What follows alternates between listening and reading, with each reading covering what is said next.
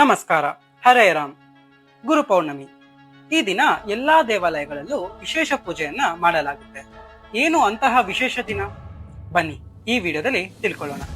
ಗುರು ಪೌರ್ಣಮಿ ಆಷಾಢ ಮಾಸದ ಹುಣ್ಣಿಮೆ ಎಂದು ಆಚರಿಸಲ್ಪಡುವ ಈ ಹಬ್ಬಕ್ಕೆ ವ್ಯಾಸ ಪೌರ್ಣಮಿ ಎಂದು ಹೆಸರು ಕೂಡ ಇದೆ.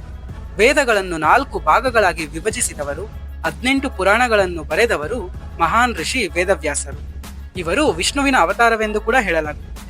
ಈ ಮಹಾನ್ ಗುರು ಹುಟ್ಟಿದ ದಿನವನ್ನೇ ಗುರು ಪೌರ್ಣಮಿಯಾಗಿ ನಾವು ಆಚರಿಸುತ್ತೇವೆ. ಇದೇ ದಿನದಂದು ಶಿವನು 7 ಅನ್ವೇಷಕರಿಗೆ ಪವಿತ್ರ ಜ್ಞಾನವನ್ನು ಹಂಚಿಕೊಂಡಿದ್ದಾರೆಂದು ಅವರನ್ನ ಆದಿಯೋಗಿ, ಮೂಲ ಗುರು ಎಂಬ ಹೆಸರುಗಳಿಂದ ಈ ದಿನ ಆಚರಣೆ ಮಾಡಲಾಗುತ್ತದೆ. ಜ್ಞಾನವನ್ನು ನೀಡುವವರು ಯಾರೇ ಆಗಿರಲಿ, ಅದು ಮಾನವನೇ ಆಗಿರಬಹುದು, ದೇವರೇ ಆಗಿರಬಹುದು, ಅವರನ್ನು ನಾವು ಗುರು ಎಂದು ಭಾವಿಸಿ ಈ ದಿನ ಅವರ ಪುಣ್ಯ ಸ್ಮರಣೆ ಮಾಡೋಣ.